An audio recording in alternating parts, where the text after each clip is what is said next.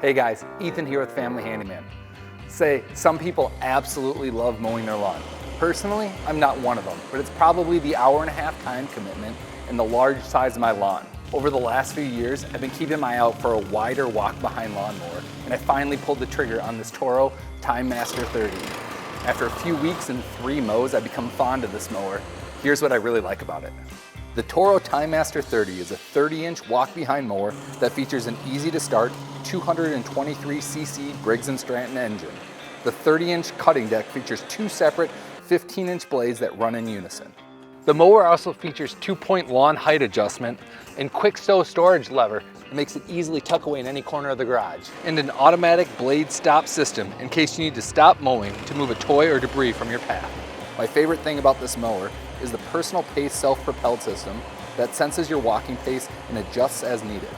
And when you're done with your yard work, the Time Master has a built-in washout port to help you clean the underside of your mowing deck hassle-free.